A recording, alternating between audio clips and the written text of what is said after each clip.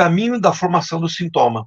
Então, assim, para a nossa clínica, para o atendimento, ele é um texto muito bom, um texto que agrega muito, né? Eu já vou começar a leitura com vocês, porque ele é bem denso, né? Ele não tem não é aquele texto que ele fica patinando, porque é uma conferência, ele tem que apresentar o projeto dele para aqueles médicos que estavam ali diante dele e toda a teoria psicanalítica. E ele começa assim, senhoras e senhores, né? Aí ele traz dois conceitos e ele vai optar inicialmente por um conceito. Então, é interessante que ele já marca ali, nesse ano, 1917, o grande problema que nós temos hoje no pensamento sobre a questão do sintoma. Então, ele nos diz assim: para o leigo, os sintomas constituem a essência da enfermidade.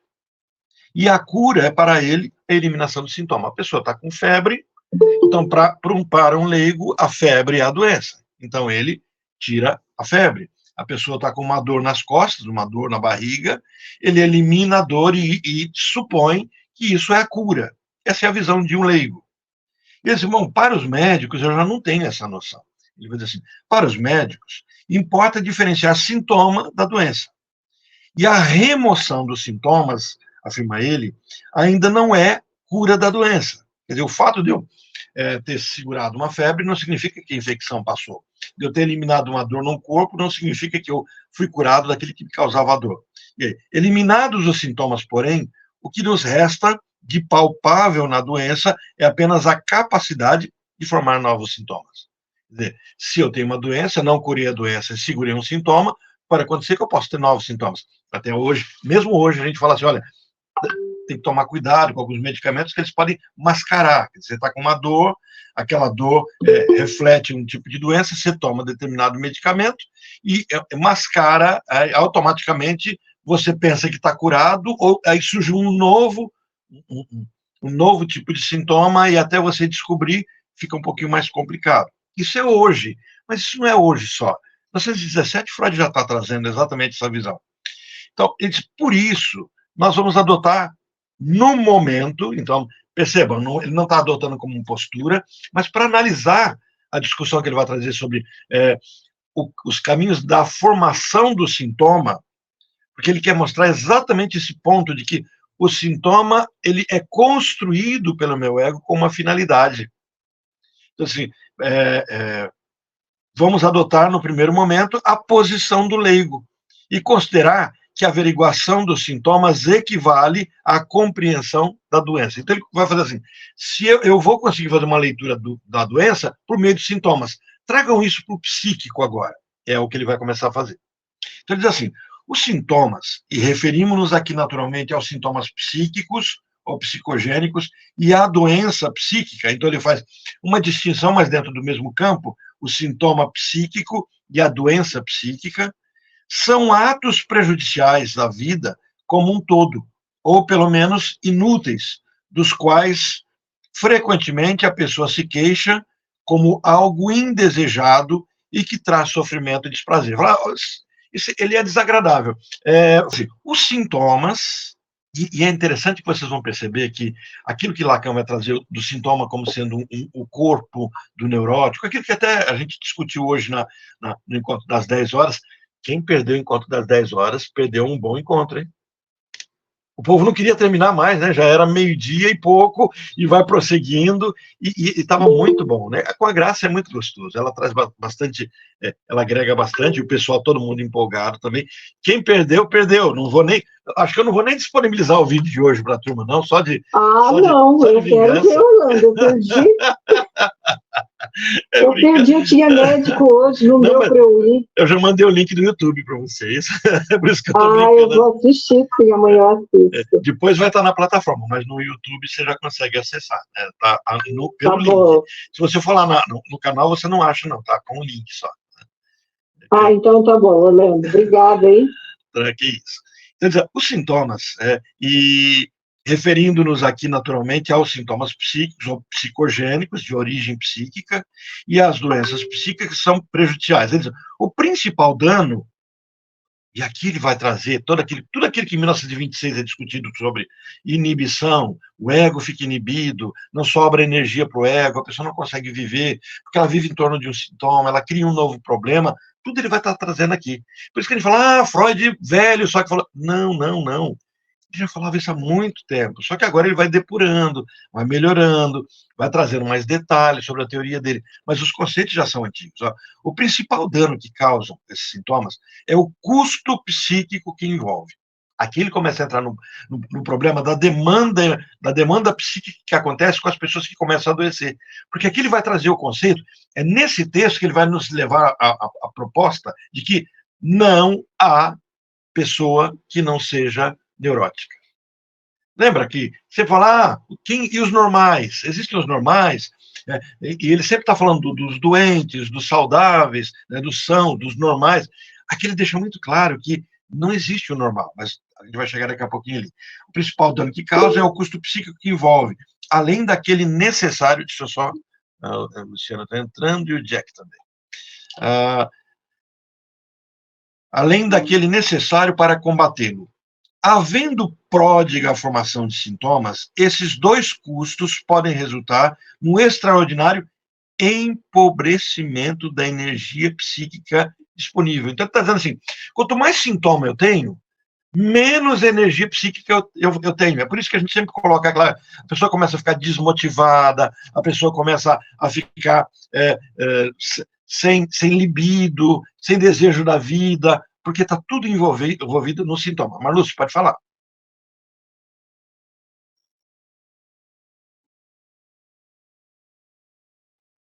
Está sem som.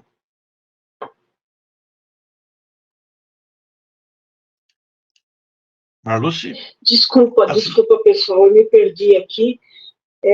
Não, é porque algumas literaturas, eles falam assim, em neuróticos e não neuróticos. Quando eles falam neurótico, não neurótico seria o quê? Então, nesse texto, ele começa a deixar muito claro a não existência, o não neurótico seria um perverso, ele vai falar disso, e o psicótico. É que assim, até essa construção, havia o que é não neurótico, não adoecido, e neurótico adoecido. Então, sempre dentro de uma certa normalidade, que ao adoecer, adoece de forma neurótica. Porque a palavra neurótico vem do doença dos nervos. Aquele que adoece nos nervos. Então, você tem uma neurastenia, você tem um processo de adoecimento nervoso. Então, essa pessoa não é capaz de responder adequadamente a uma demanda específica. Essa seria a definição simplória. Aí Freud começa a explorar, escreve lá Psicopatologia do Cotidiano, ele vai mostrando que os fenômenos que acontecem nas pessoas adoecidas são idênticos aos fenômenos que acontecem nas pessoas não adoecidas, com a diferença de intensidade, mas o fenômeno é o mesmo. E é nesse ponto que ele vai deixar claro, nesse texto aqui agora, nessa conferência, que ele vai deixar claro que não há pessoa não neurótica, exceto se ela for perversa. Ele vai tratar dos conceitos de perversão aqui também. Que é curioso que a gente acha que só no futuro, só Lacan e outros que vão falar da estrutura perversa, não, ele já falava isso na interpretação dos sonhos, e aqui nesse texto, que 17 anos depois, ele vai falar disso. Então, não há nessa perspectiva, nessa construção teórica, não neuróticos normais. Existem normais que adoecem de forma neurótica, e existem normais que são neuróticos, só não adoeceram. Ficou respondido, Marlon? Não. Como que é, Orlando? Normais que não adoecem. Isso. O que a gente chama de não neurótico, que a gente vai escutar alguém falando não neurótico, seriam, entre aspas, normais, mas que tipo de normalidade? Neurótica. Só que não adoeceu. Porque a neurose em si é uma estrutura. Então, cada vez mais, Freud vai deixando muito claro que, por questões do Édipo, por questões da estruturação, eu tenho uma estrutura neurótica. Quer dizer, o que é uma estrutura neurótica? É uma estrutura adoecida? Não, é uma estrutura que adoece da forma neurótica. E uma estrutura perversa, que adoece de uma forma perversa. E uma estrutura psicótica, que adoece uma forma psicótica. O que eu tenho como limítrofe de tudo isso é o Édipo. Antes do Édipo, eu tenho o adoecimento perverso ou psicótico. Depois do Édipo, eu tenho um adoecimento neurótico. A grande inovação que ele traz nessa discussão desse texto é de que ele não consegue enxergar dentro desses neuróticos normais alguém que não adoeça de alguma forma, não esteja inscrito num tipo de adoecimento, mínimo que seja.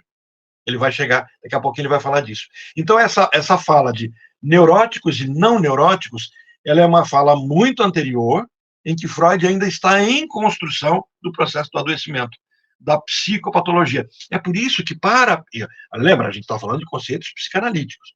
Para a psicanálise, eu não tenho uma patologia, uma psicopatologia. Por exemplo, vocês vão pegar alguns que vão trazer cursos, livros sobre psicopatologia.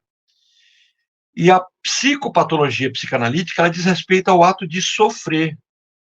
Até a brincadeira que eu fiz hoje no encontro de manhã, quando eu falei assim, olha, no céu não vai poder ter neurótico. Por quê? Porque senão a gente vai sofrer. Faz parte da neurose a capacidade de sofrer. O que é a capacidade de sofrer? É a capacidade de, em algum momento, me decepcionar, de não concordar com alguma coisa, de me frustrar. Então, assim, um neurótico não adoecido vai ficar triste de vez em quando, vai ter raiva, vai ter medo, vai romper relacionamentos, vai construir vínculos, vai amar, vai odiar.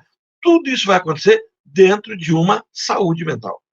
Agora, quando esse neurótico não dá conta, e aí ele tem encadeamento. O que é dar conta? Primeiro, nós temos uma bateria enorme que é construída dentro da nossa história de defesas. Até ele vai trazer esse ponto da fixação. Nesse texto ele discute a fixação também.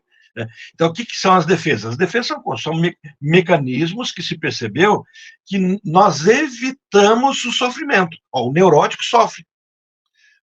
Por excelência, neurótico é aquele que tem que dar conta do sofrimento, da modificação, da insatisfação. Ele tem que dar conta de não satisfazer-se plenamente. Vamos deixar isso um pouquinho mais claro. Se eu não tivesse o inconsciente freudiano, essa noção do inconsciente primitivo, o inconsciente que dividiu o meu mundo entre consciência e inconsciência, que fez esse processo do recalcamento, se eu não tivesse isso, eu teria a capacidade de satisfação plena dos meus desejos. Então, eu desejaria algo e eu realizaria esse meu desejo. Mas como eu tenho uma estrutura recalcada, eu tenho esse recalcado, todas as vezes que o desejo, de alguma forma, toca num proibido, que Freud percebeu que basicamente se resume no totem e no tabu, afrontar e agredir aquele que é meu progenitor, aquele que me interditou, e, ao mesmo tempo, desejar viver para sempre unido àquela que me gerou. Isso é para homem e mulher, tá, gente? Não pensem que os homens desejam a mãe e as mulheres desejam o pai. Isso é Édipo. Estamos falando do período pré-edipiano. No período pré-edipiano, o grande amor de homens e mulheres é a mãe. Tá? Homens e mulheres. A grande paixão do ser humano é a mãe, sempre.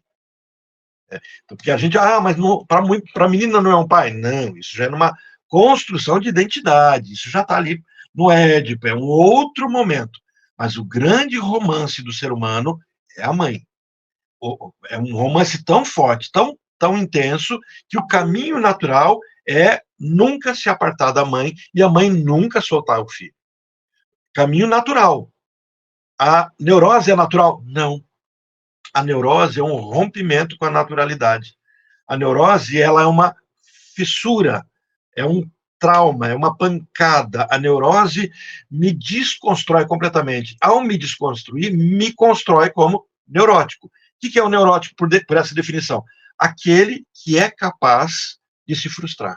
Aquele que tem que dar conta do não ter, do não satisfazer. Bom, como é que eu dou conta de um desejo se todo desejo caminha para a satisfação plena? Essa é a teoria básica da teoria das pulsões de Freud. Então, todo o processo do desejo pulsional, ele demanda realização plena, completa. Então, como é que a gente faz? Desde bebê, desde pequeno, a gente começou a desencadear formas de escapar da frustração. Por exemplo, vamos pegar Freud trabalhando a questão do menininho lá, do netinho dele, o Fordá. Ele queria a mãe, mas a mãe sai. E ele fica sozinho, ó, frustração.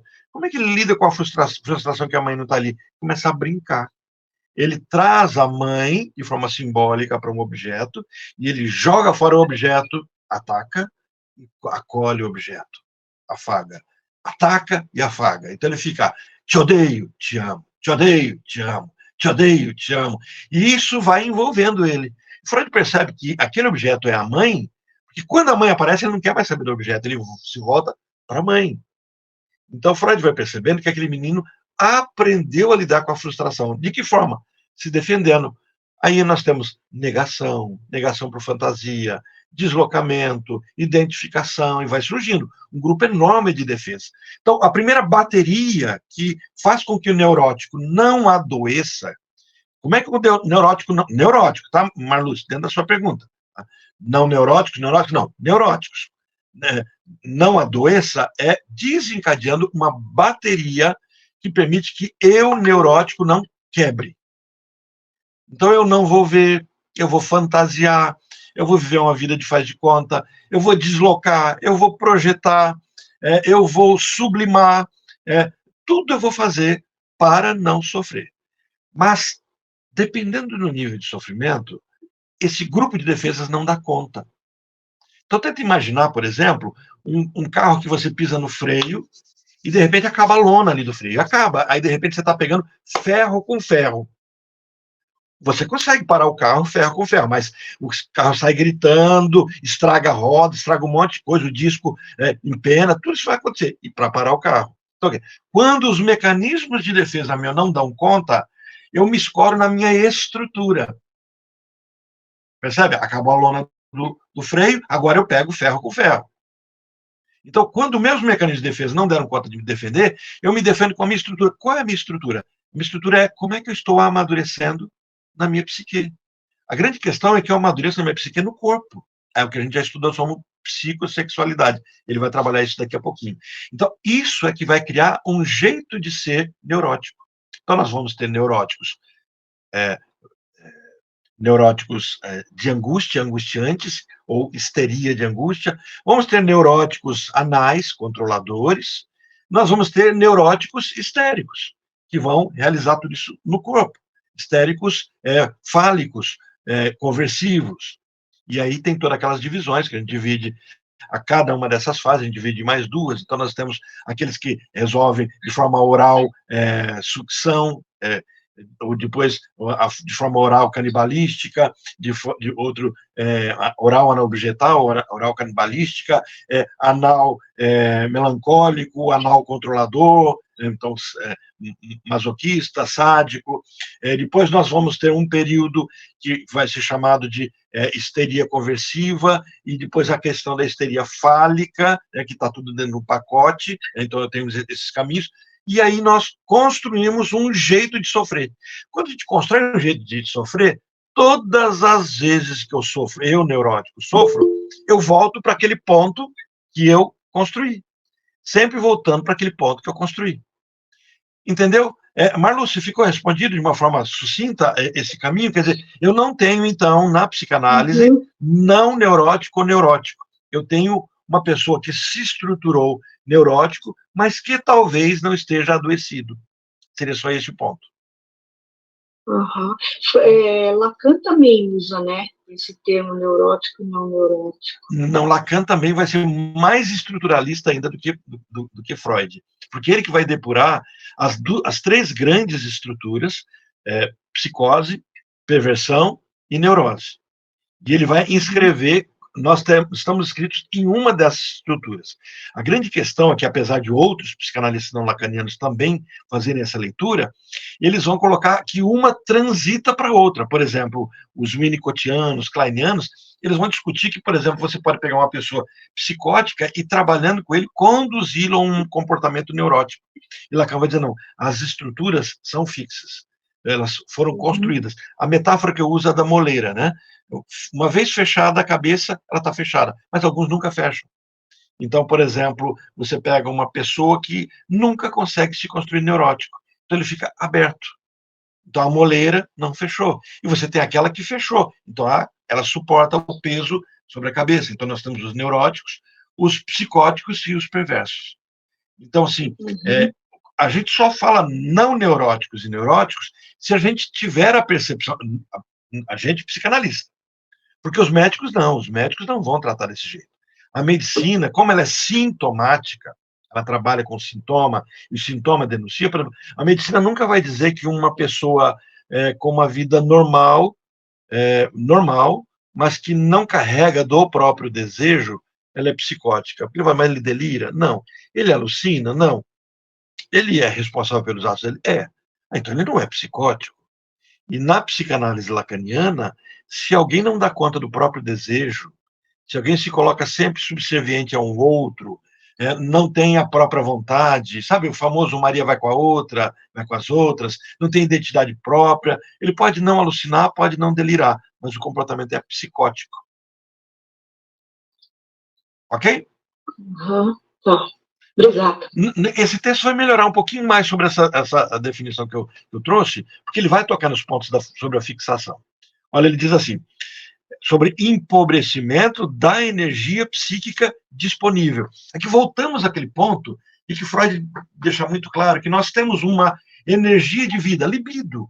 E essa libido, ela não é como um músculo que eu trabalho muito, ele aumenta. Que eu posso guardar hoje para consumir pouco hoje e amanhã eu tenho reserva de energia. Não. Ela é disponibilidade, ela é gasta completamente. É tipo um rio que passa e ele vai ser gasto. Ele vai ser gasto com vida, com fantasias, com atos falhos, com pesadelos, com sonhos. Ele vai ser gasto de alguma forma. Vai adoecer o corpo, vai me dar crise fóbica. É uma energia que é gasta a cada instante, é de vida. É por isso que não cabe num pensamento psicanalítico pleno, né, com esse viés Freud-Lacan, a noção de que uma pessoa está desmotivada. Não. A gente tem que encontrar onde é que está a motivação dela. E, normalmente, aí voltamos para o ponto do texto, está no sintoma. Então, o que ele está dizendo assim, quando eu começo a construir um sintoma, eu começo a empobrecer a energia psíquica disponível. A energia está ali disponível. O que eu estou fazendo com ela? Então, e assim, numa paralisação do enfermo, no tocante às tarefas importantes da sua vida. Como esse resultado depende, sobretudo, da quantidade de energia requerida, quer dizer, quanto eu estou tendo que gastar da energia de vida para manter um segredo. O segredo de mim mesmo. Tenta imaginar alguém que odeia a mãe, alguém que odeia o pai, ou uma mulher que odeia o marido. Mas ela precisa guardar o segredo dela, gente, dela mesmo. A pessoa precisa guardar o segredo, não é para que ninguém saiba, para que ela mesma não saiba. Então, o que ela vai fazer? Ela vai ter que gastar muita energia para que esse segredo, o reprimido, seja mantido. Então, o que vai sobrar para viver? E é um jogo duplo, porque se por um lado não sobra energia para viver, por outro lado, não sobra energia para me incomodar. Entenderam? Já que toda a minha energia de vida é dispendiada, gasta, para me manter diante de um segredo de mim mesmo, então eu não tenho energia me incomodando, eu não preciso viver. Aí eu fico pobre de energia. Rico no sentido pleno, porque ninguém vai na minha vida, vou desligar as energias do Orlando aqui, ó. Agora ele vai ficar com uma quantidade pequena. Ou vamos economizar para quando tiver velho gastar bastante energia. Não acontece isso.